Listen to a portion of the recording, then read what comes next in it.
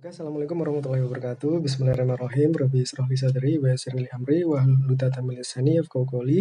Kali ini kita akan membahas tentang kisi-kisi ujian atau kutegino di bidang perakitan perangkat elektronik ya, di bagian ujian praktek. Karena di ujian kali ini dibagi menjadi dua bagian utama. Yang pertama teori dan yang kedua adalah praktek. Untuk kali ini kita akan membahas soal-soal ujian prakteknya terlebih dahulu.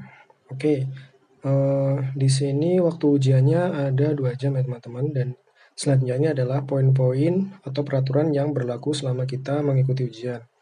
Nah, peraturannya itu ada seperti ini. Ada poin 1 sampai poin 17. Lalu selanjutnya ada bab mengenai ujian prakteknya ya. Di sini ada spesifikasi dan juga subbabnya seperti itu. Lalu selanjutnya ada diagram sirkuit, diagram rangkaian, dan lain-lain. Ada juga perakitan sasis. Nah, ini adalah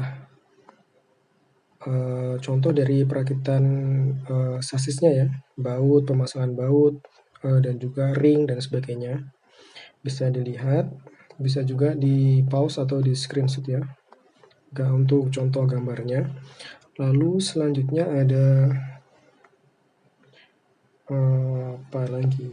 Bagian pemasangan. Nah, pada bagian pemasangan ini dicontohkan yaitu pemasangan toggle switch ya.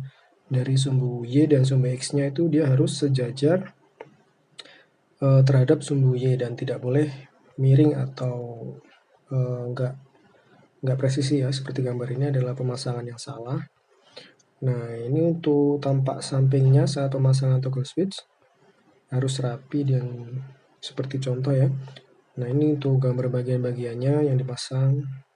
Selanjutnya adalah merakit komponen di PCB-nya. Oke, di bagian ini itu dicontohkan ada gambar A dan gambar B, di mana contoh yang benar itu adalah sesuai dengan gambar A ya. Dia tuh komponennya harus lurus dan sejajar, nggak boleh miring seperti yang dicontohkan pada gambar B. Lalu selanjutnya pemasangan di IC juga seperti itu, nggak boleh miring, harus lurus dan sejajar.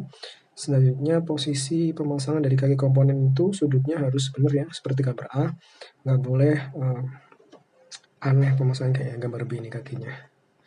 Lalu selanjutnya, nah jika teman-teman memasang komponen yang memiliki ketinggian kaki agak tinggi ya dari PCB-nya atau sekitar 5-8 mili, wajib menggunakan tabung isolasi atau kayak kabel bakar gitu ya, untuk menghindari konsleting pada rangkaian. Selanjutnya adalah pemasangan komponen SMD, harus seperti ini, harus seperti gambar C ya, nggak boleh berdiri seperti gambar D ini, nggak boleh. Nah, ini pemasangan SMD dari sudut pandang atas kayaknya. Oke, selanjutnya adalah cara memasang atau menekuk kaki komponen setelah kaki tersebut dimasukkan ke dalam lubang PCB-nya ya. Jadi nggak boleh asal-asalan, cara menekuknya harus sesuai aturan yang tertulis di atas ini ya, di materi ini ya.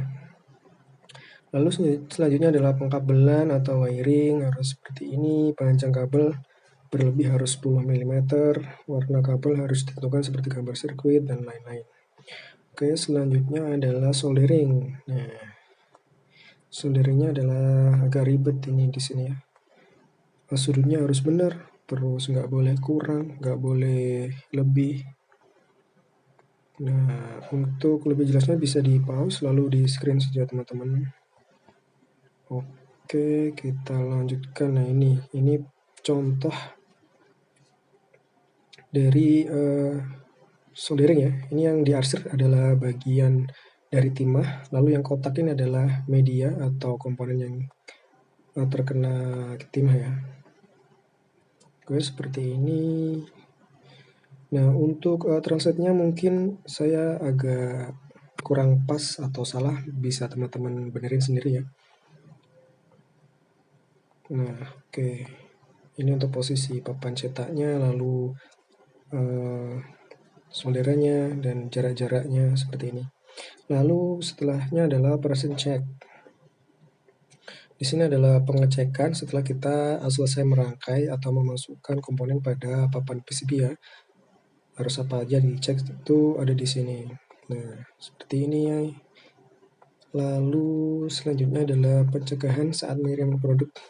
Jadi sebelum produk yang kita rakit itu kita kirimkan, maka sebelumnya kita harus melakukan pengecekan dulu. Nah, selanjutnya adalah diagram sirkuit. Nah, ini adalah diagram sirkuit dari fotodetektor yang akan kita buat. Karena pada kesempatan kali ini atau ujian kali ini kita harus merakit alat yaitu fotodetektor ya. Nah, untuk sirkuitnya tuh seperti ini. Nah, ini diagram sirkuitnya, lalu ini adalah dataset dari IC yang kita gunakan. Ada 55, ada LM, ada transistor, ada relay, ada LED. Nah, ini untuk diagram sasisnya ya, atau tempatnya, atau tata letak.